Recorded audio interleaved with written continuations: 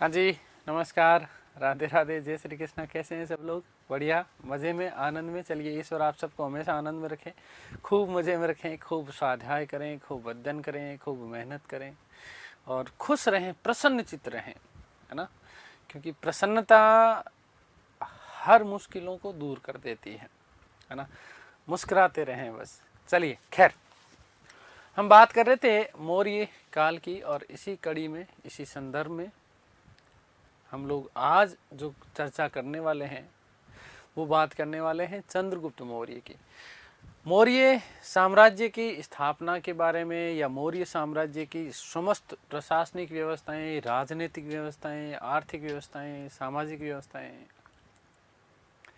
या और क्या क्या चीज़ें थी मौर्य काल के बारे में, उसके जो जानकारी के जो बड़े बड़े जो स्रोत थे, उन समस्त स्रोतों का हमने अध्ययन कर लिया। एक तरीके से सरसरी दृष्टि से सारी चीजें हम लोगों ने पढ़ ली। खैर, आज हम बात करेंगे चंद्रगुप्त मौर्य की। तो ध्यान दीजिएगा, चंद्रगुप्त मौर्य, चंद्रगुप्त मौर्य। देखिएगा, चंद्रगुप्त मौर्य का जो समय माना जाता है, चंद्रगुप्त मौर्य का जो समय माना जाता है वो माना जाता है 322 ईसा पूर्व से लेकर के 322 ईसा पूर्व से लेकर के 298 ईसा पूर्व। 322 से लेकर के 298 ईसा पूर्व तक का जो समय है वो किसका है? चंद्रगुप्त मौर्य का है। विशेष बात क्या? विशेष बात यह कि मौर्य काल की स्थापना की इसने घनानंद को पराजित किया। 323, 322 दोनों तिथियां मिलती है, ध्यान रखना इसका। और मौर्य साम्राज्य की स्थापना करने में सबसे बड़ा जो सहयोगी था वो कौन था? चाणक्य। तो चाणक्य को इन्होंने अपना क्या नियुक्त कर दिया? प्रधानमंत्री बना दिया। किसको? चाणक्य को। देखिएगा, ध्यान से सुनिएगा। चंद्रगुप्त मौर्य के बारे में हालांकि प्रारंभिक जो जानकारियां हैं वो प्रारंभिक जानकारियां हमें देखने को मिलती नहीं है, ज्यादा कोई विशेष बात है ही नहीं चंद्रगुप्त मौर्य के बारे में। प्रारंभिक जीवन क्या था, कैसा था, उसके बारे में कोई विशेष बात नहीं है, क्योंकि उल्लेख है ही नहीं। हालांकि कई इतिहासकारों ने फिर यहाँ अपने हिसाब से वही चीज है ना, क्योंकि भारतीय इतिहास में थोड़ी सी अनुश्रुतियां ज्यादा है, किंवदंतियां ज्यादा है, कथाएं कहानियां थोड़ी सी ज्यादा लिख दी गई है। तो कई इतिहासकारों ने इसके प्रारंभिक जीवन में कई प्रकार की बातें करने की प्रयास किया। जैसे कई इतिहासकार ये कहते हैं कि साहब, नंद वंश का जो अंतिम शासक था घनानंद, उस घनानंद के दरबार में एक मुर्रा नामक दासी हुआ करती थी। घनानंद के दरबार में एक मुर्रा नामक दासी हुआ करती थी। इस मुर्रा नामक दासी और घनानंद के मध्य, इस मुर्रा नामक दासी और इस घनानंद के मध्य प्रेम था। क्या था? प्रेम था। और इसी कारण जो है, इसी मुर्रा नामक दासी के गर्भ से कौन पैदा हुआ? चंद्रगुप्त मौर्य हुआ। मुर्रा नामक दासी से उत्पन्न हुए, इसलिए मौर्य कहलाए। क्या कहानी मिलती है कि मुर्रा नामक दासी से उत्पन्न हुए, मुर्रा नामक दासी से उत्पन्न हुए, इसलिए मौर्य कहलाए। पहली बात। दूसरी बात क्या? दूसरी बात ये मिलती है, कई जगह उल्लेख मिलता है, जैसे 16 महाजनपदों की जब हम लोग चर्चा करते हैं तो वहीं पर उल्लेख मिलता है कि साहब, इस समय एक छोटा सा जनपद हुआ करता था। महाजनपद नहीं बेटा, जनपद, ठीक है। छोटा सा एक जनपद हुआ करता था और इस जनपद का नाम था मोरे जनपद। क्या जनपद? मोरे जनपद। इस मोरे जनपद के किसी प्रशासक का पुत्र था। कौन? चंद्रगुप्त मौर्य। कौन था? चंद्रगुप्त मौर्य। ध्यान से सुनिएगा बेटा। और इसी समय इस मोरे जनपद के ऊपर घनानंद ने आक्रमण किया। घनानंद ने क्या किया था? आक्रमण किया। ध्यान सुनना। और घनानंद ने आक्रमण करने के बाद मोरे जनपद के इस राजा को युद्ध में मार दिया। राजा को क्या करा, राजा को मार दिया। किसने मारा, घनानंद ने मारा। और इसी समय ऐसा कहा जाता है कि इसी राजा की जो पत्नी थी, ये अपने इस छोटे से, इसके साथ ये छोटा सा ये बच्चा भी दिख रहा होगा आपको, ये अपने इस बच्चे को लेकर के वन में चली जाती है, जंगल में चली जाती है, बड़ी मुश्किल से जो है जान बचाती है। और कहाँ चली जाती है, वन में चली जाती है। कहाँ चली जाती है, वन में चली जाती है। और वन में आगे जाकर के एक शिकारी मिलता है। कौन मिलता है, शिकारी मिलता है। इसी शिकारी को वो अपने पुत्र को सौंप देती है, इसकी मृत्यु हो जाती है। ध्यान से सुनना बेटा, इसी शिकारी को अपने पुत्र को सौंप देती है। ठीक है, अपने पुत्र को सौंप दिया। किसको, इस शिकारी को अपने पुत्र को सौंप दिया। और सौंपने के बाद में इसकी क्या हो जाती है, मृत्यु हो जाती है। ये इस प्रकार की कुछ कहानियां मिलती हैं। ठीक है, इसीलिए इस बालक का, ठीक है ना, इस बालक का जो है लालन पालन पोषण किसके द्वारा किया गया था, इस शिकारी के द्वारा किया गया। इस शिकारी के द्वारा किया गया। अब मोरे जनपद क्यों, थोड़ी सी वापस बात करो। मोरे जनपद नाम इसलिए था क्योंकि ऐसा कहा जाता है कि यहां मयूरों की बहुलता थी। मयूरों की बहुलता थी, मयूर बहुत ज्यादा हुआ करते थे, इसीलिए इस जनपद का नाम क्या था, मोरे जनपद। खैर, इस शिकारी को जब इसने सौंप दिया, माता की भी मृत्यु हो गई है, पिता की भी मृत्यु हो गई है। और फिर बाद में इसी शिकारी से राजकीलम खेल के दौरान, कौन से खेल के दौरान बेटा, राजकीलम, हमने बात कर ली इसकी। ठीक है, राजकीलम खेल के दौरान इस शिकारी से, किससे, इस शिकारी से चाणक्य ने, किसने, चाणक्य ने जो है चंद्रगुप्त मौर्य को 1000 कारसापर्ण में खरीदा था। 1000 कारसापर्ण में खरीदा, कारसापर्ण में, ठीक है, कारसापर्ण में खरीद लिया था। किसने, चाणक्य ने खरीदा। किसने खरीदा, चाणक्य ने खरीदा। किसको, चंद्रगुप्त मौर्य को। तो ये प्रारंभिक जीवन को लेकर के इस प्रकार के कुछ अनुश्रुतियां मिलती है,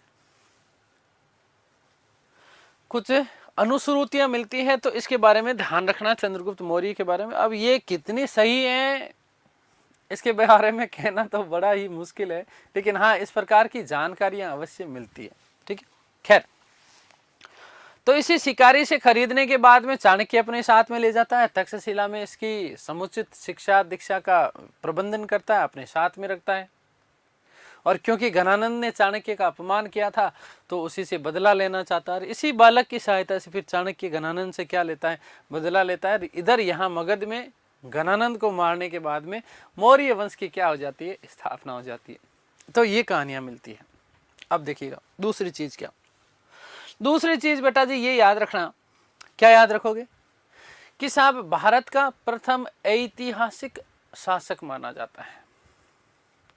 ध्यान से सुनना, मैं शब्द जो प्रयोग ले रहा हूं, क्या, कि भारत का प्रथम ऐतिहासिक राजा,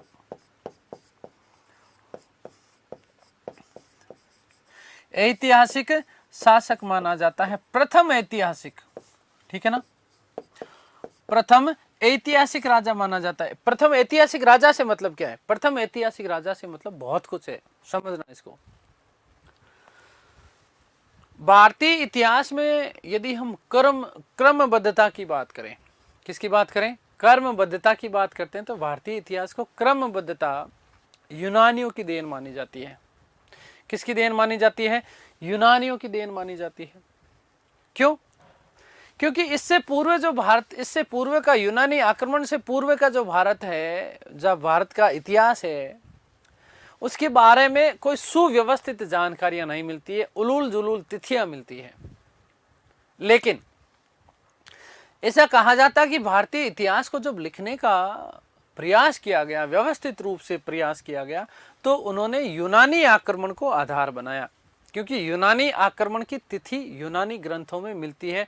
और यूनानी आक्रमण बोले तो कौन, अलेक्जेंडर सिकंदर। तो उनकी तिथियों का, आक्रमण की तिथियां मिलती है। तो आक्रमण की तिथियां भी वहां पर दो मिलती है। एक तो मिलती है 326 ईसा पूर्व, याद रखना बेटा, क्या 326 और दूसरी क्या मिलती है 325 ईसा पूर्व। तो इतिहासकारों ने इन दोनों तिथियों को क्या कर दिया, आधार बना लिया और आधार बनाने के बाद में भारतीय इतिहास को लिखने का प्रयास किया गया। ठीक है, और इसी आधार पर चंद्रगुप्त मौर्य का कालक्रम भी निर्धारित हो जाता है। तो एक तरीके से पहला ऐसा शासक है जिसकी सुव्यवस्थित जहां से तिथि क्रम प्रारंभ हो जाता है, इसीलिए चंद्रगुप्त मौर्य को प्रथम ऐतिहासिक शासक कहा जाता है या ऐतिहासिक शासक माना जाता है। आ गई बात समझ में, क्लियर है। फिर दूसरी बात यदि हम और करें यहां पर, तो और क्या कि भारत का प्रथम ऐसा शासक था जिसने भारत को विदेशी दासता से मुक्त किया। याद रखना, क्या विदेशी दासता से मुक्त करने का श्रेय जाता है। प्रथम ऐसा शासक जिसने विदेशी दासता से मुक्त किया। प्रथम शासक, कैसा शासक बेटा, प्रथम शासक जिसने विदेशी दासता से भारत को क्या किया, मुक्त किया। किस प्रकार से विदेशी दासता से मुक्त किया, ध्यान से सुनो बेटा। जब यहां सिकंदर आया तो सिकंदर ने आने के बाद में जब जहां जहां भारत में आक्रमण किए और जहां जहां आक्रमण किए वहां केवल हमने पुरु राज्य क्योंकि वापस लौटा दिया गया था। पुरु राज्य के अलावा जितनी भी हम चर्चाएं करते हैं, जितनी भी हम लोग बातें करते हैं, तो इन पुरु राज्य के अलावा जो जो क्षेत्र सिकंदर ने जीते, उन समस्त जो क्षेत्र थे, इन समस्त क्षेत्रों में यूनानी सत्रप नियुक्त किए गए। यूनानी सत्रप नियुक्त किए। सत्रप का मतलब क्या है, सत्रप का मतलब क्या है, सत्रप का मतलब यह है कि साहब अपने प्रतिनिधि नियुक्त किए। किसने नियुक्त किए, सिकंदर ने। किसने नियुक्त किए, सिकंदर ने। जिन जिन क्षेत्रों में विजय प्राप्त की थी उन क्षेत्रों में अपने सत्रप नियुक्त कर रखे थे, और यही सत्रप भारतीय लोगों का खून चूसने का काम कर रहे थे, भारतीय लोगों के ऊपर अत्याचार कर रहे थे। ठीक है ना। और इसीलिए इन सत्रपों को पराजित करने का कार्य किया सबसे पहले किसने किया, चंद्रगुप्त मौर्य ने। किसने किया, चंद्रगुप्त मौर्य ने। आ गई बात समझ में।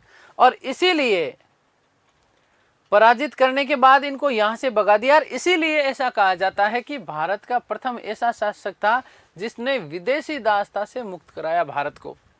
भारत को विदेशी दासता से मुक्त किया इन यूनानी सत्रपों को पराजित कर। यूनानी सत्रपों को पराजित कर, यूनानी सत्रपों को क्या कर दिया, पराजित करा। किसने करा, चंद्रगुप्त मौर्य ने। इसलिए प्रथम ऐसा शासक माना जाता है जिसने भारत को विदेशी दासता से क्या किया बेटा, मुक्त किया। आ गई बात समझ में, क्लियर है। चलिए, तो ये बातें तो पहले मैं लिखवाता हूँ, फिर उसके बाद और अपन हम बातें करेंगे। चलिए ठीक है। तो देखिएगा, चंद्रगुप्त मौर्य, चंद्रगुप्त मौर्य। अब देखो, चंद्रगुप्त मौर्य को मैं आगे जब जब शब्द लिखूं ना, तब मैं लिखूंगा सीएम। क्या लिखूंगा बेटा, सीएम। इस जब जब सीएम लिखो ना, तब तब आप लोग समझ जाना कि भाई साहब ने, सर ने, है ना, पता नहीं क्यों आत्मीयता ही होती है मेरी स्टूडेंट्स के साथ में, विद्यार्थियों के साथ में, तो मेरे मुंह से तो भाई साहब ही निकलता है ना, भाई मानो जो भी मानो। खैर, तो ध्यान रखना कि जब जब मैं सीएम लिखूं ना, तो इसका मतलब बेटा ये है होगा कि चंद्रगुप्त मौर्य की बात कर रहा हूँ। किसकी बात कर रहा हूँ, चंद्रगुप्त मौर्य की बात कर रहा हूँ। आ गई बात समझ में। तो देखिएगा, मौर्य वंश का संस्थापक था।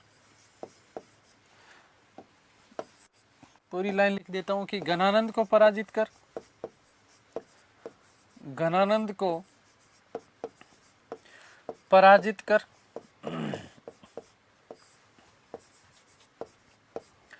मगध पर मौर्य वंश की नींव डाली।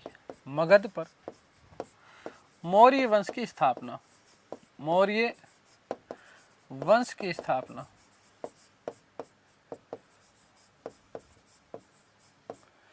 आगे बात समझ में, क्लियर है।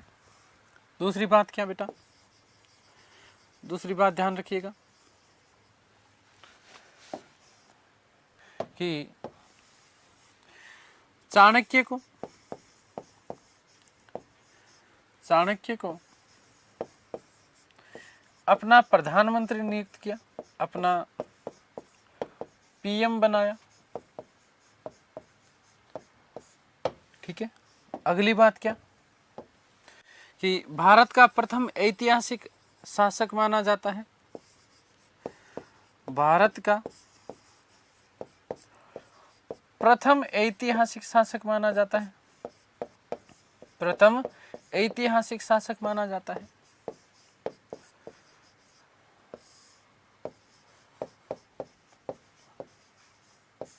ठीक है, भारत का प्रथम शासक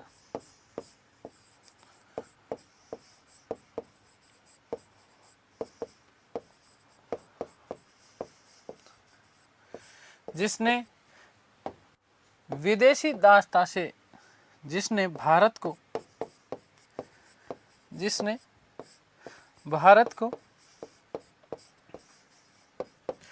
विदेशी दासता से मुक्त करवाया, विदेशी दासता से मुक्त कराया।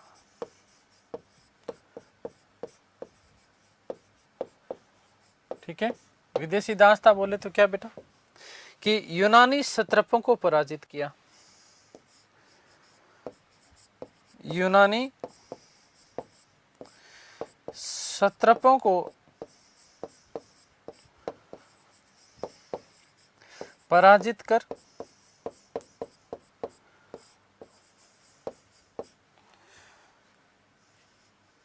भारत से खदेड़ दिया, भारत से खदेड़ा।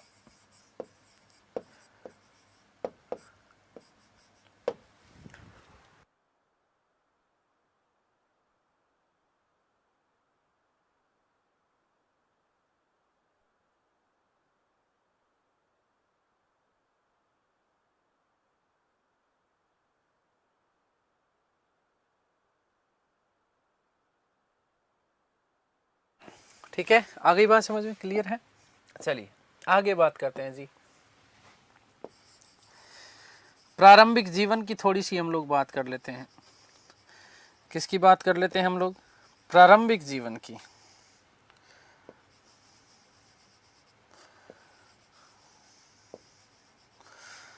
प्रारंभिक जीवन के बारे में जानकारियां नहीं मिलती।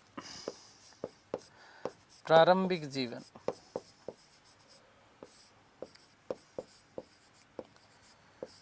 ठीक है, क्या है बेटा? तो याद रखिएगा, सीएम के प्रारंभिक जीवन के बारे में, सीएम के प्रारंभिक जीवन के बारे में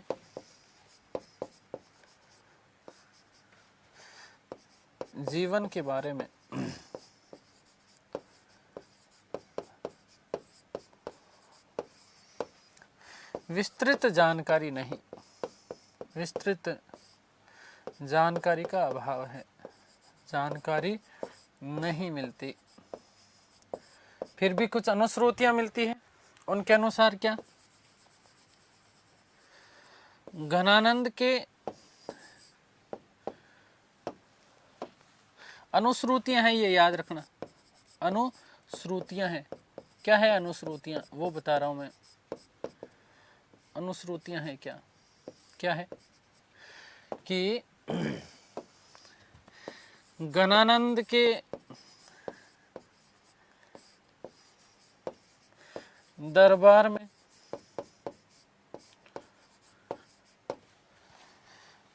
मुर्रा नामक दासी से उत्पन्न हुए, मुर्रा नामक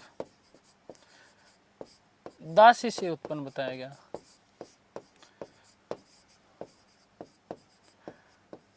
ठीक है, पहली। दूसरी अनुश्रुति क्या है बेटा कि मौर्य जनपद का होने के कारण, क्या कि मौर्य जनपद का होने के कारण मौर्य कहलाए, मौर्य जनपद का होने के कारण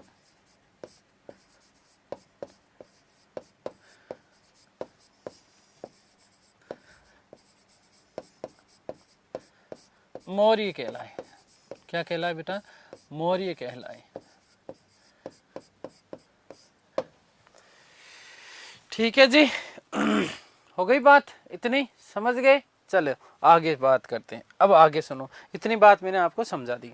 देखिए यूनानी इतिहासकार हुए कई, ठीक है ना, और इन यूनानी इतिहासकारों ने चंद्रगुप्त मौर्य के कई नाम बताए हैं, ठीक है ना, कई नाम बताए, उनकी हम लोग चर्चा कर लेते हैं। देखिएगा चंद्रगुप्त मौर्य को यूनानी इतिहासकारों ने क्या क्या कहा। तो सबसे पहले याद रखिएगा सेंड्रोकोटस। चलिए मैं लिखता हूं और साथ साथ समझाता हूं आपको, यहीं से आपके दिमाग में सेट करने वाला हूं, ठीक है। तो देखिएगा कि सीएम को, चंद्रगुप्त मौर्य को यूनानी इतिहासकारों ने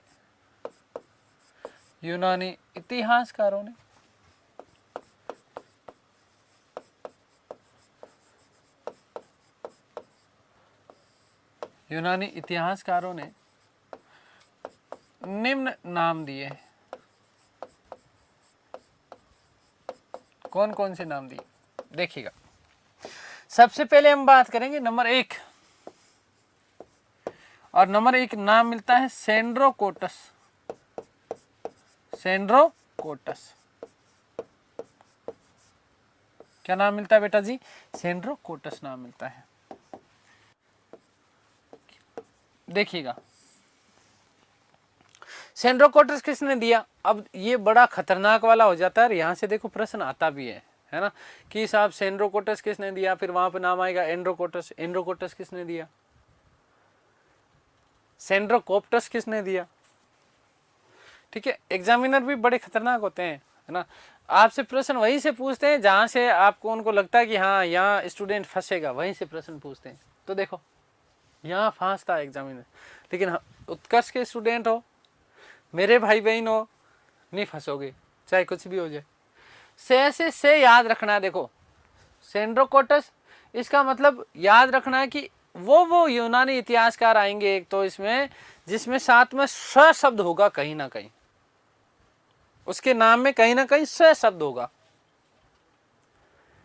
ठीक है। देखिए कैसे, जैसे हम बात करेंगे स्ट्रेबो। सेंड्रोकोटस किसने कहा बेटा? स्ट्रेबो ने कहा। एक तो किसने कहा? स्ट्रेबो ने कहा है, ठीक है। दूसरा कौन है? जस्टिन ने कहा है।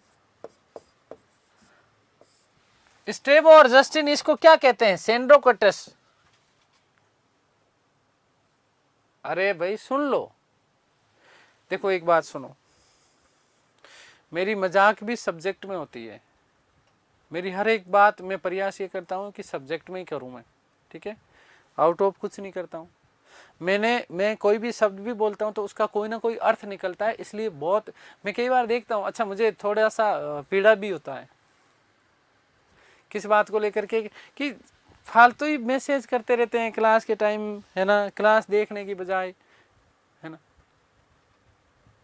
आप लोगों के पास में इतनी सुविधाएं हैं, इतनी आपको फैसिलिटीज दे रखी है कि किसी भी तरह की कोई ज्यादा समस्या होती है, जैसे ई नोट से संबंधित समस्या है, फिर दूसरा जो है क्या नाम रे, ऐसे नहीं हो रहा वैसे नहीं हो रहा, या फिर मैं देखता हूं कि कई भाई बहन आपस में ही बातें करते रहते हैं, गड़बड़ है ये। ई नोट्स नहीं मिल रहा है, कोई और समस्या हो रही है, तो सीधे सीधे मेल करो। टेक्निकल टीम के कॉन्टेक्ट नंबर दे रखे हैं, टेक्निकल टीम से कांटेक्ट कर लो। और अब तो हम लोग आप लोगों के लिए एक काम और भी शायद करने वाले हैं, जहाँ तक कि आपके जो बच्चे बढ़िया पढ़ने वाले जो बच्चे हैं, जो रेगुलर जो क्लास अटेंड करते हैं, उनका हम अलग से ग्रुप भी बना सकते हैं, हो सकता है ना। इस प्रकार की चीज़ें चल रही है, तो इन चीज़ों को ज़्यादा हावी मत करो। हाँ मैसेज करो, कब करो? जब आपकी हाँ क्लास चल ही नहीं रही है, बिल्कुल कोई टेक्निकल क्लास में टेक्निकल इश्यू है, तो उसको लेकर के एक ही एक बात को कई बार रट्टा लगाते रहते हैं, है ना, तो ध्यान रखा करो, ठीक है। क्योंकि आपका ध्यान वो मैसेज करने में होता है, इधर मैं कुछ बोल चुका होता हूं, तो वो गड़बड़ जाला हो जाता फिर, तो ध्यान देना। मैंने कहा कि जहां जहां से आएगा ना, जहां जहां बीच में से आएगा ना, वहां वहां उसने सेंड्रोकोटस कहा है, ठीक है। फिर मैंने कहा अरे सुन लो, अरे सुन लो, तो अरे सुन लो जहां जहां से आएगा ना वहां वहां क्या आएगा, सेंड्रोकोटस आएगा। फिर क्या कहा, अरे सुन लो। अरे सुन लो का मतलब क्या है, अरियन याद रख लेना कि भाई साहब ने, गुरुजी ने कहा था कि अरियन, अरे सुन लो, क्या कहा था, अरे सुन लो। तो इसका मतलब कौन, अरे सुन लो कि जहां जहां से आएगा वहां वहां उन लोगों ने क्या कहा, सेंड्रोकोटस कहा। तो क्या हो जाएगा बेटा, स्ट्रेबो और जस्टिन, और इसके साथ में क्या हो गया आपका, अरियन हो गया। क्या हो गया, एरियन। आगे नंबर 2, एंड्रोकोटस। एंड्रोकोटस, तो देखिएगा यहां पहले तो क्या आया था, से आया था। अब इसमें देखो थोड़ा सा ध्यान रखना, थोड़ा सा ध्यान रखना, ज्यादा नहीं, है ना। एंड्रोकोटस में पहली बात तो एक तो ए आना चाहिए, तो याद रखिएगा एपियानस। क्या याद रखोगे बेटा, एपियानस। क्या याद रखोगे, एपियानस, ठीक है। और दूसरा इसमें क्या याद रखोगे, दूसरा इसमें याद रखोगे प्लूटार्क। क्या याद रखोगे, प्लूटार्क। एपियानस और प्लूटार्क ने क्या कहा, इनको एंड्रोकोटस का। अब देखो आपके दिमाग में एक प्रश्न आ रहा होगा, मुझे पता है ना, कि आपके इस तरीके के प्रश्न आते हैं कि इनके दोनों के शाब्दिक अर्थ क्या है, सेंड्रोकोटस, एंड्रोकोटस, है ना। एक शब्द और मिलता है, सेंड्रोकोप्टस। क्या मिलता है, सेंड्रोकोप्टस, है ना। अब यहाँ पर उल्लेख क्या है, क्योंकि मुद्रा राक्षस में उसको वृषल कहा गया, मैं बता दिया आपको। मुद्रा राक्षस में क्या कहा गया था, चंद्रगुप्त मौर्य को वृषल, और वृषल के लिए फिर इतिहासकारों ने अलग अलग चीजें जो है सोची। कई लोगों ने वृषल का मतलब जो है निम्न वर्ण में उत्पन्न बताया। फिर चाणक्य ने हालांकि डायरेक्ट नाम नहीं लिया चंद्रगुप्त मौर्य का, लेकिन उसने कहा कि सम्राट जो था वो निम्न कुल में उत्पन्न नहीं था, वो निम्न परिस्थितियों में उत्पन्न था, ठीक है। तो कहीं ना कहीं यूनानी इतिहासकार भी उस चीज से तारतम्यता रखते हैं। सेंड्रोकोटस और एंड्रोकोटस का शाब्दिक अर्थ जो बताया गया ना, एक तरीके से कई पुस्तकों में वही बताया कि निम्न कुल में उत्पन्न व्यक्ति या निम्न परिस्थितियों में उत्पन्न व्यक्ति को क्या कह दिया गया, सेंड्रोकोटस या एंड्रोकोटस कह दिया गया। क्या कह दिया गया, सेंड्रोकोटस या एंड्रोकोटस कह दिया, ठीक है। अब मोस्ट इंपोर्टेंट बात क्या है, मोस्ट इंपोर्टेंट बात बेटा जी ये है कि 1793 ईस्वी में, 1793 ईस्वी में भारत में एक विद्वान थे जिनका नाम था विलियम जोन्स। क्या नाम था, विलियम जोन्स। इन विलियम जोन्स ने कहा, रे यूनानियों, तुम जिसे सेंड्रोकोटस एंड्रोकोटस कहते हो ना, ये तो वस्तुतः हमारा कौन है, चंद्रगुप्त मौर्य है। ये हमारा कौन है, चंद्रगुप्त मौर्य है। तो याद रखिएगा कि 1793 में विलियम जोन्स ने इन नामों के लिए, इन समस्त नामों की पहचान चंद्रगुप्त मौर्य के लिए की। किसके लिए की, चंद्रगुप्त मौर्य के लिए। तो नोट लगा करके लिख रहा हूं, देखिएगा नोट कि 1793 ईस्वी में, 1793 ईस्वी में विलियम जोन्स ने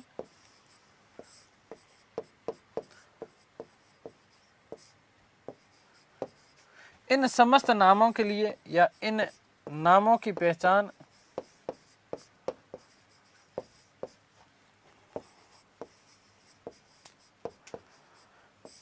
सीएम के लिए की, चंद्रगुप्त मौर्य, ठीक है, सीएम के लिए की,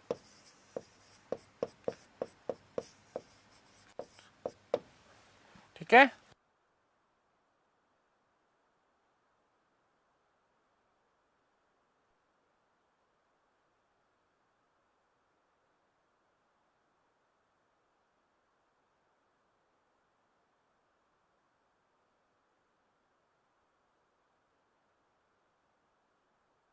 चलिए आगे बात समझ क्लियर है।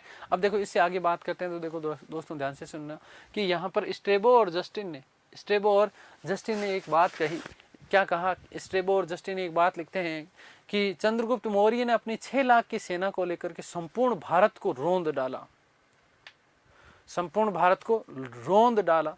वहीं जस्टिन जो है, वो जस्टिन एक बात कहता है कि चंद्रगुप्त मौर्य की जो सेना हुआ करती थी 6 लाख की, क्योंकि भाई नंदों के ऊपर आक्रमण किया, नंद साम्राज्य के ऊपर क्या हो गई उसकी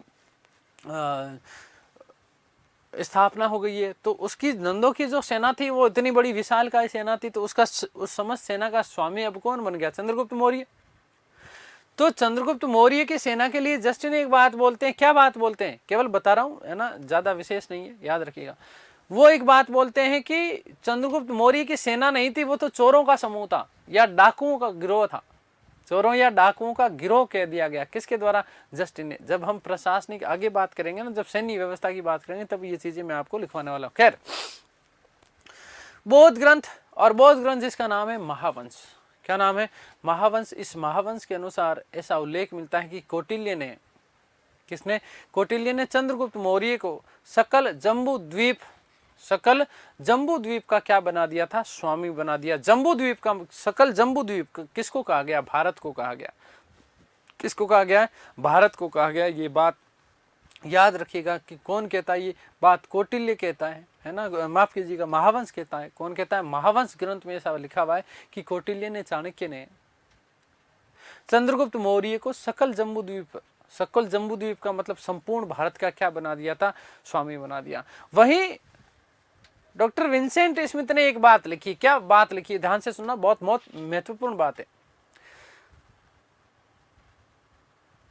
विंसेंट स्मिथ एक बात लिखते हैं कि चंद्रगुप्त मौर्य ने भारत की वैज्ञानिक सीमा हिंदुकुश पर्वत को पार कर लिया। भारत की वैज्ञानिक सीमा हिंदुकुश पर्वत को क्या कर लिया था? उसने पार कर लिया था। आगे बात समझ में? ये वही सीमा है जिस सीमा को, इस सीमा को प्राप्त करने के लिए 18वीं 19वीं शताब्दी तक अंग्रेज और मुगल जो लोग थे वो प्रयासरत रहे, लेकिन कभी भी जीवन में सफल नहीं हो पाए कि वो हिंदुकुश तक अपनी साम्राज्य का विस्तार कर सके। हम बात करते हैं हिंदुकुश पर्वत कहां पर है। तो दोस्तों ध्यान से सुनना कि इधर यदि पश्चिम में बात करते हैं हम, काबुल कंधार साइड में, काबुल कंधार बलूचिस्तान वाला जो क्षेत्र है, तो काबुल के पास में वहीं पर क्या है? हिंदुकुश पर्वत है बेटा। क्या है? हिंदुकुश पर्वत। वहां तक मौर्य साम्राज्य की क्या हो गई थी? स्थापना हो गई थी। अभी हम बात करेंगे, देखिएगा। तो बौद्ध ग्रंथ महावंश के अनुसार, बौद्ध ग्रंथ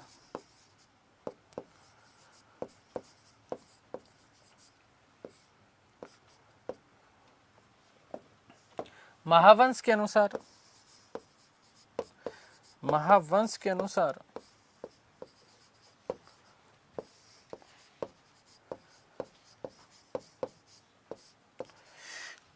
कौटिल्य ने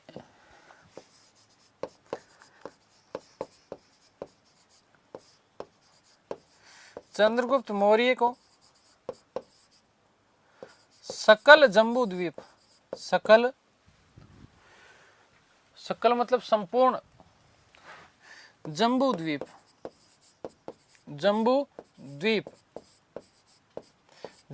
किसको कहा जाता है बेटा? भारत को। सकल जम्बू द्वीप का स्वामी बना दिया,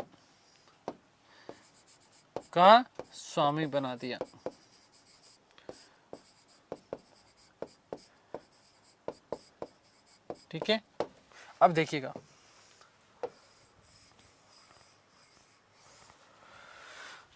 भारत, और भारत की यदि हम बात करें तो ये वाला जो पूरा क्षेत्र है, ये पाकिस्तान वाला क्षेत्र। इधर यदि हम बात करते हैं तो काबुल, और काबुल के यहीं पर है ना हिंदुकुश पर्वत। कौन सा बेटा? हिंदुकुश पर्वत। हिंदुकुश पर्वत जो कि भारत की वैज्ञानिक सीमा मानी जाती है, जो कि भारत की क्या मानी जाती है बेटा? वैज्ञानिक सीमा मानी जाती है। ये पूरा का पूरा प्रांत, सिंध प्रांत है ना, सिंध वाला ये प्रांत है, पाकिस्तान वाला जो लगता है। आगे बात समझिए। यहां पर यदि फिर हम और बात करें तो भारत, चंद्रगुप्त मौर्य के साम्राज्य की बात कर रहा हूं मैं, सीएम का साम्राज्य। देखो समझना इसको कि चंद्रगुप्त मौर्य का साम्राज्य कहां तक था? सीएम का साम्राज्य।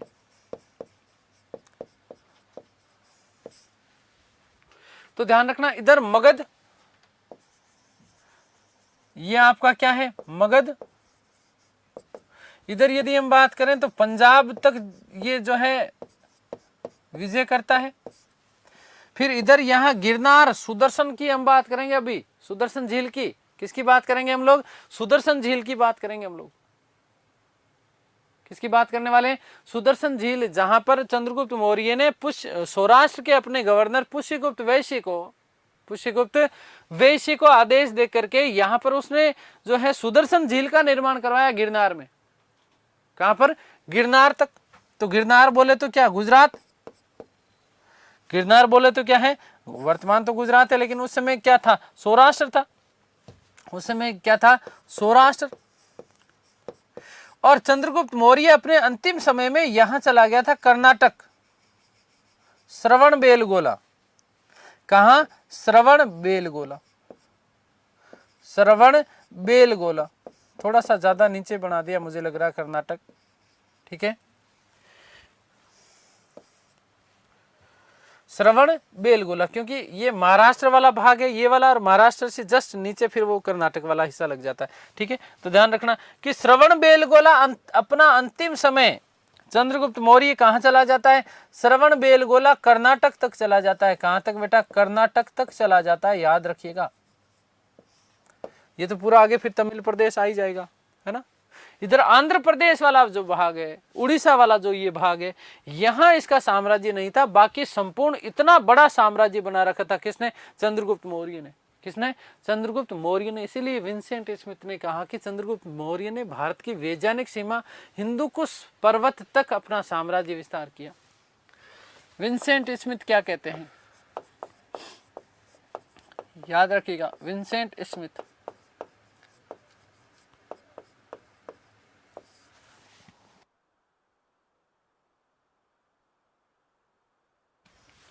कि सीएम ने, चंद्रगुप्त मौर्य ने अपना साम्राज्य,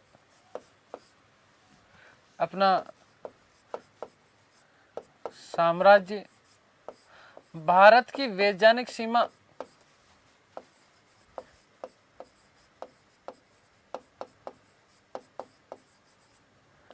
भारत की वैज्ञानिक सीमा हिंदुकुश पर्वत तक स्थापित कर लिया। हिंदुकुश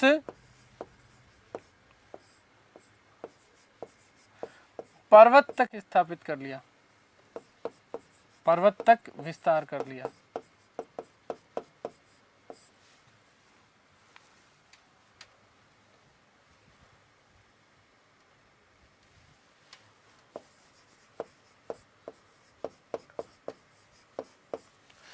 इस सीमा को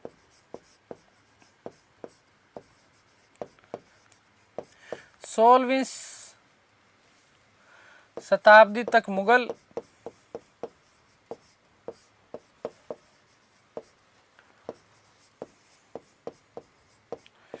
वे 18वीं 19वीं सदी तक अंग्रेज, कौन, अंग्रेज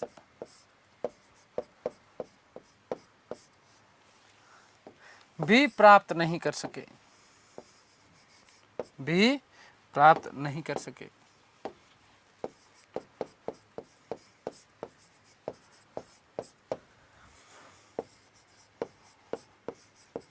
आ गई बात समझ में, क्लियर है ना। तो इतना खतरनाक था भाई चंद्रगुप्त मौर्य।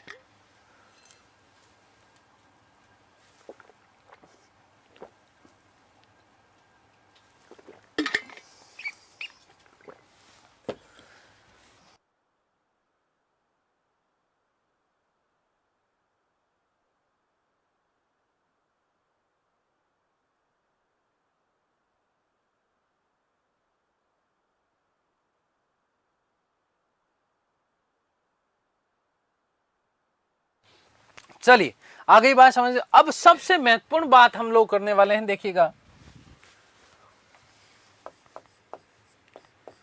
कि चंद्रगुप्त मौर्य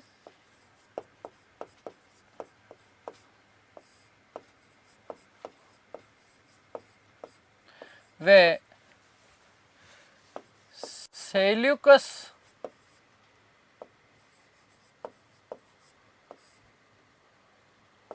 निकेटर के मध्य युद्ध।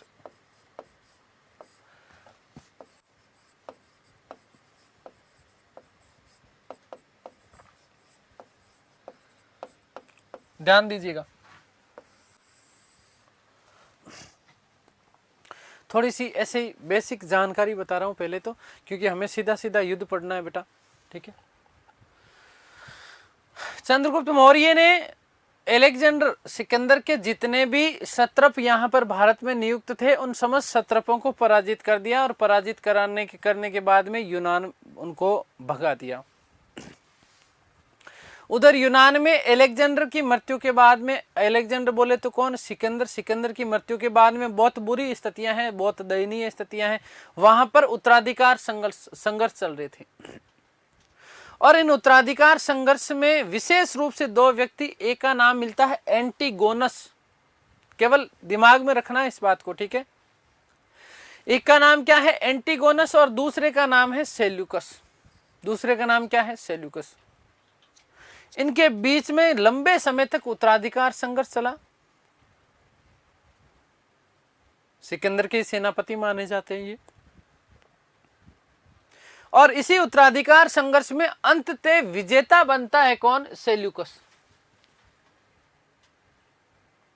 कौन बनता है, सेल्यूकस विजेता बनता है। और सेल्यूकस विजेता बनने के बाद में वो एक उपाधि धारण करता है जिसका नाम क्या है, निकेटर। उपाधि कौन सी है, निकेटर, और निकेटर का शाब्दिक अर्थ होता है बेटा विजेता। शाब्दिक अर्थ क्या होता है, विजेता होता है। आगे बात समझ में क्लियर है। अब देखिएगा, अब सेल्यूकस निकेटर वहां शासक बन गया है, कहां, यूनान में। अब वो चाहता है कि मैं मेरे प्रति जो है अपमान का बदला लूं चंद्रगुप्त मौर्य से। किससे अपमान का बदला लूं, चंद्रगुप्त मौर्य से मैं मेरे अपमान का बदला ले लूं, ठीक है। क्योंकि अपमानित किया गया था इनको, है ना, अपमानित करके यूनानियों को भगा दिया था किसने, चंद्रगुप्त मौर्य ने। किसने, चंद्रगुप्त मौर्य ने। तो अब वो अपमान का बदला लेना चाहता है 305 ईसा पूर्व के आसपास। कब, देखिएगा 305 ईसा पूर्व के आसपास वो वहां भारत के ऊपर आक्रमण करने की योजना बनाता है। भारत के ऊपर आक्रमण करने की क्या बनाता है, योजना बनाता है। इधर भारत में साम दाम दंड भेद चोटी वाले बाबा, चाणक्य बाबा।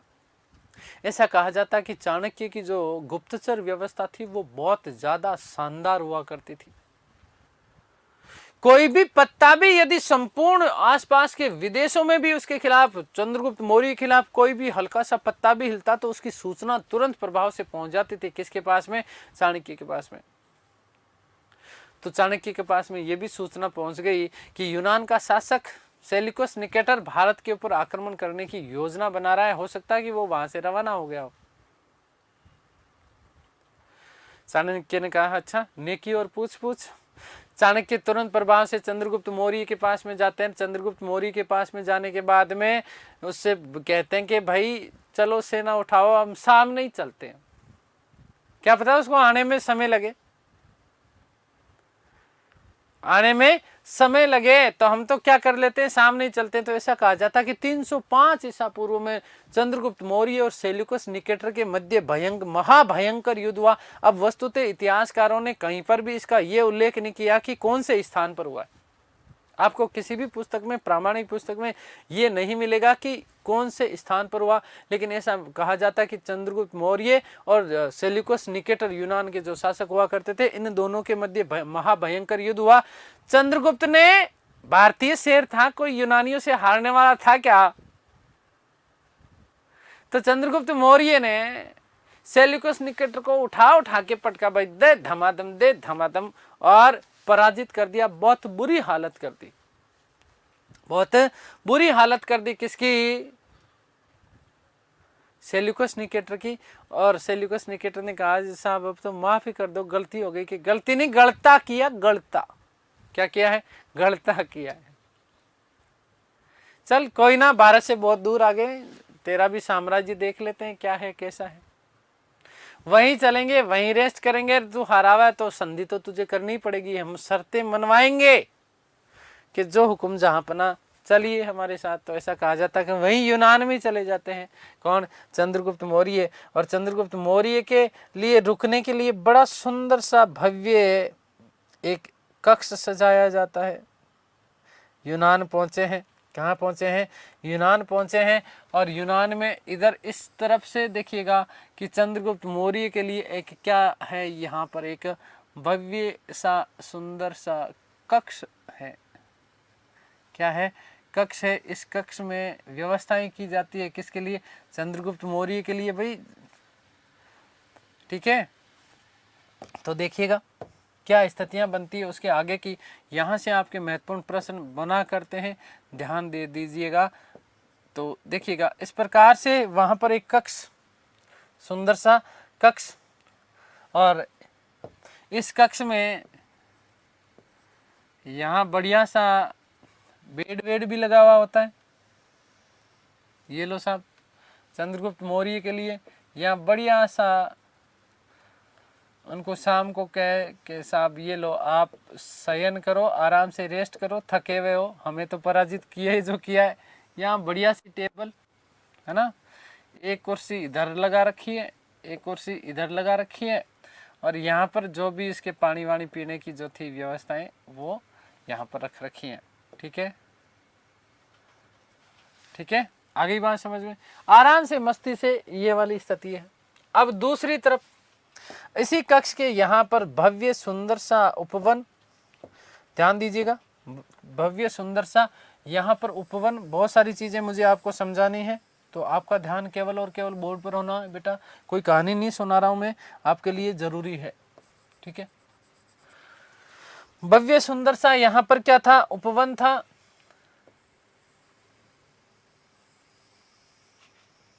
और इसी उपवन के इधर किसको रुका दिया गया? चंद्रगुप्त मौर्य को। और इसी उपवन के दूसरी तरफ यहाँ पर एक कक्ष, जहां पर स्वयं रुका था कौन? सेल्यूकस निकेटर अपने कक्ष में था। यहाँ पर कौन है?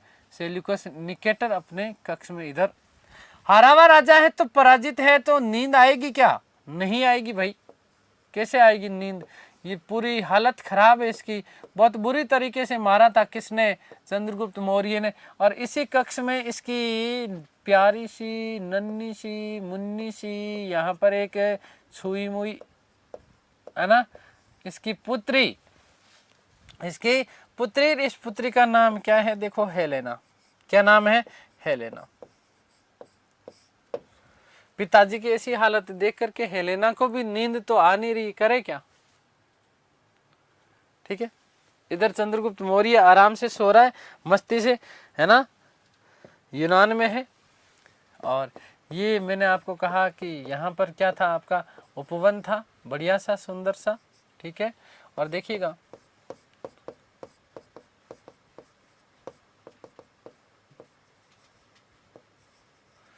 किस प्रकार से बड़ा भव्य सुंदर सा ये उपवन है। ठीक है, देखिए चंद्रगुप्त मौर्य ने सुबह सुबह उठा, जल्दी ब्रह्म मुहूर्त में उठ करके क्या भाई आज तो संधि वंधि करेंगे, लेकिन उससे पहले दिमाग भी तो थोड़ा सा फ्रेश चाहिए। तो यहाँ इधर घूमने के लिए इस उपवन में आ गया। कहाँ पर आ गया? इस उपवन में घूमने के लिए आ जाता है कौन? चंद्रगुप्त मौर्य। और इसी समय मैंने कहा ना, देखिएगा ध्यान से सुनिएगा, कि दुर्भाग्य पूछ करके आता है क्या? नहीं आता। इसी समय इधर से एक गेट इसका यहाँ पर भी है, इधर से हेलेना को नींद नहीं आ रही थी, सुबह सुबह जल्दी नींद उड़ गई। तो भाई साहब हेलेना यहाँ से उठती है। कहाँ से? यहाँ से उठती है और आ जाती है ये वाले, ये इधर से घूमने के लिए इधर से आती है, इस वाले दरवाजे से। और इधर से कौन आया? आपका चंद्रगुप्त मौर्य। ये लो साहब, कौन आया है? चंद्रगुप्त मौर्य। देखो ध्यान देना भाई, इधर से आ रहा है चंद्रगुप्त मौर्य यहाँ से, और उधर से कौन आ रही है? हेलेना। इधर से चंद्रगुप्त मौर्य, इधर से हेलेना। और आते आते आते आते आते आते आते ही आते क्या यहाँ पर टकराए एक दूसरे से। कहाँ पर टकराए? यहाँ पर टकराए। कहाँ पर? यहाँ वाली, ये वाली जो स्थिति थी, है ना, और यहाँ पर टकरा गए कौन? चंद्रगुप्त मौर्य और हेलेना। ये लो साहब, है ना, अब जैसे ही एक दूसरे ने देखा, चंद्रगुप्त मौर्य ने देखा, और भाई साहब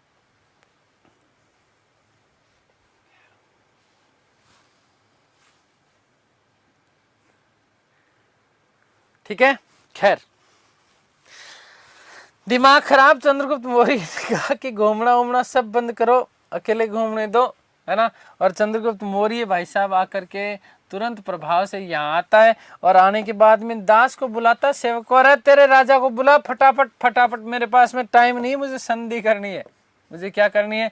संधि करनी। आकर के चंद्रगुप्त मौर्य देखो ये यहाँ पर बैठा है, इधर तुरंत प्रभाव से बुलाया जाता है, किसको? सेल्यूकस निकेटर को। किसको? सेल्यूकस निकेटर को बुला दिया जाता है। तो सेल्यूकस निकेटर बेचारा यहाँ पर बैठ जाएगा, सामने कहीं पर भी बिठा दो, है ना। सेल्यूकस निकेटर इधर सामने बिठा लेते हैं, खड़ा ही रहेगा वो तो, है ना, हारा हुआ आदमी। यहाँ राजा जी बोलो, सुबह सुबह कैसे याद कर लिया? अरे सुबह सुबह याद क्या कर लिया? वो छोरी कौन दिखी?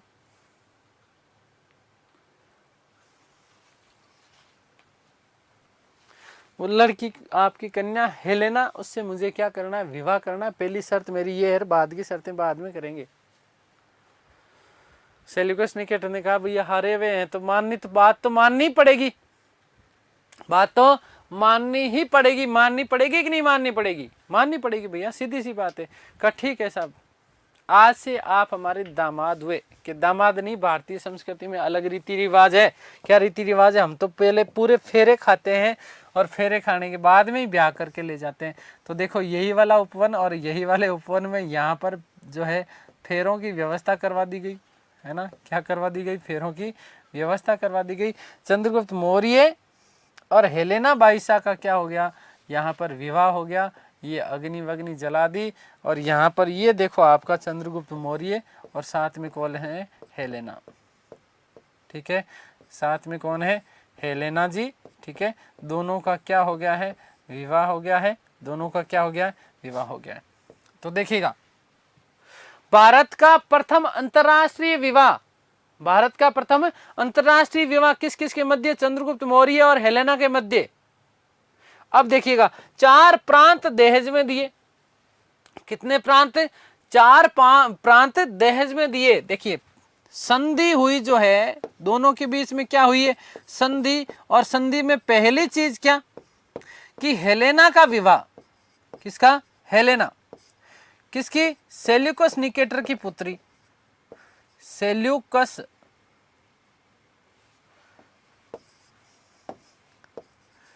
सेल्यूकस की पुत्री। सेल्यूकस की पुत्री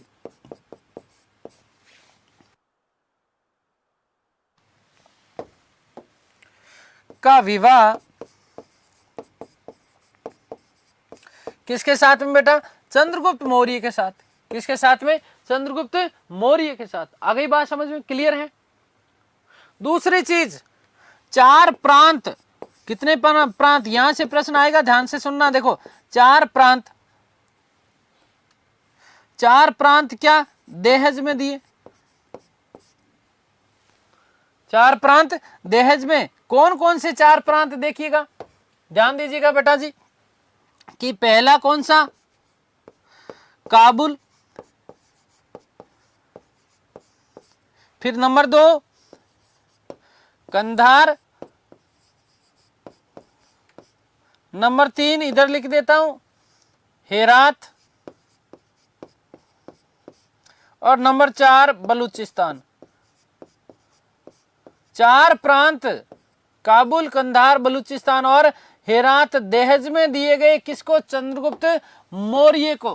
किसको? चंद्रगुप्त मौर्य को। आ गई बात समझ में? देखिएगा, काबुल के लिए उस समय क्या नाम लिया जाता था? पेरोपेनिसडाई। क्या नाम लिया जाता था? पेरोपेनिसडाई। उस समय क्या कहा गया इनको? काबुल को पेरोपेनिसडाई। कंधार को अराकोसिया।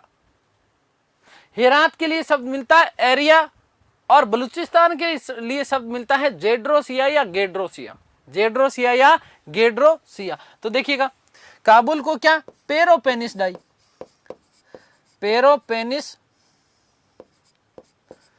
पेरोपेनिसडाई। आगे बात समझ में क्लियर है? कंधार के लिए शब्द क्या मिलता है? अराकोसिया। क्या शब्द मिलता है बेटा? अराकोसिया। और याद रखिए हेरात के लिए क्या मिलता है? एरिया। और याद रखिएगा अंतिम वाला, बलूचिस्तान के लिए शब्द मिलता है जेड्रोसिया। क्या शब्द मिलता है? जेड्रोसिया, या फिर इसी के लिए शब्द मिलता है गेड्रोसिया। तो भारत का प्रथम अंतरराष्ट्रीय विवाह, भारत का प्रथम अंतरराष्ट्रीय विवाह किस किस के मध्य? चंद्रगुप्त मौर्य और हेलेना के मध्य। चंद्रगुप्त मौर्य और हेलेना के मध्य भारत का प्रथम अंतरराष्ट्रीय विवाह हुआ। First international marriage was held between Helena and Chandragupta Maurya.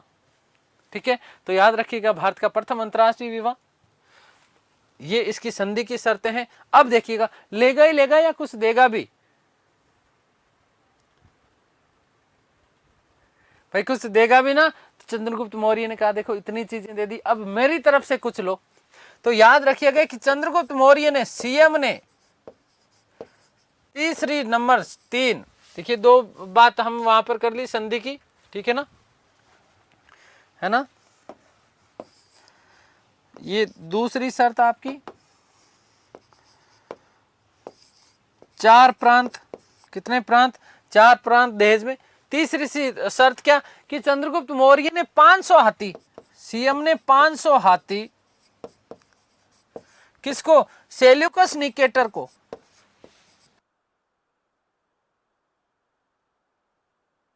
Seleucus Nicator को उपहार में दिए। किस में दिए? उपहार में। आगे बात समझ में क्लियर है ना। और महत्वपूर्ण बात, सबसे महत्वपूर्ण बात देखिए नंबर 4, ध्यान से सुनिएगा कि निकेटर ने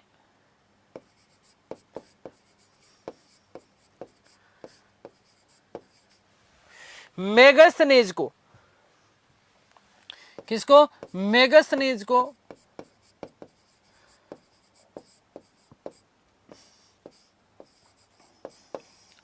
राजदूत के रूप में,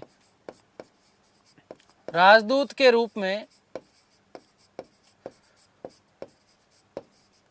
मौर्य दरबार में भेजा, मौर्य दरबार में भेजा।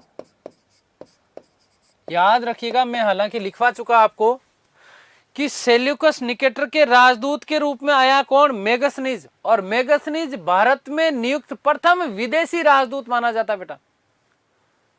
आगे बात समझ में क्लियर है ना। भारत में नियुक्त प्रथम विदेशी राजदूत कौन था? मेगस्थनीज। कौन था? मेगस्थनीज। आगे बात समझ में क्लियर है। तो देखिएगा बात लिख रहा हूं कि चंद्रगुप्त मौर्य ने, चंद्रगुप्त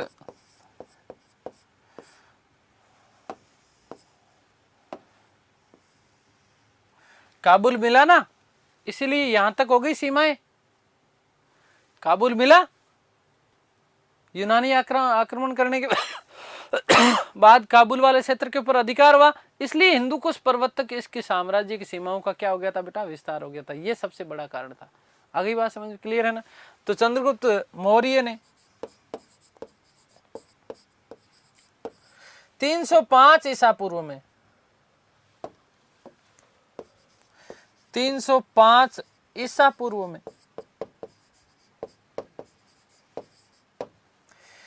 यूनानी शासक, यूनानी सीरिया है ना, यूनानी शासक सेल्यूकस निकेटर, सेल्यूकस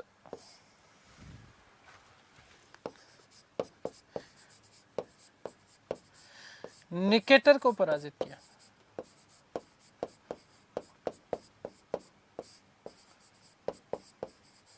किसको पराजित किया है? सेल्यूकस निकेटर को इसने क्या कर दिया है? पराजित कर दिया है।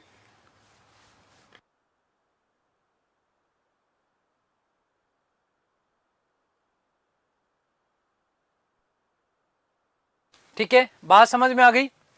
तो यहां तक इसका साम्राज्य विस्तार है। हमने बात कर लिए यूनानी इस युद्ध की भी। ठीक है, संधि की शर्तों की भी हमने बात कर ली। हेलेना का विवाह किया गया किसके साथ में? चंद्रगुप्त मौर्य के साथ में। ये भारत का प्रथम अंतर्राष्ट्रीय विवाह माना जाता है। भारत में प्रथम विदेशी राजदूत कौन था? मेगस्थनीज। यहाँ से प्रश्न आ सकता है। इन चारों प्रांतों का प्रश्न आपका बनता है। ठीक है, तो उम्मीद करता हूँ कि सारी की सारी चीज़ें आप लोगों को समझ में आई होगी। मिलते हैं हमारी अगली कक्षा में। तब तक ईश्वर से प्रार्थना करता हूँ कि आप सब स्वस्थ रहें, मस्त रहें, तंदुरुस्त, आह्लादित और प्रसन्नचित रहें। इस सृष्टि की संपूर्ण खुशियाँ आपको और आपके परिवार को मिले। आप लोग जल्द से जल्द सफल हों, ये मेरी आप लोगों के लिए शुभकामनाएं हैं। धन्यवाद, नमस्कार, थैंक यू सो मच।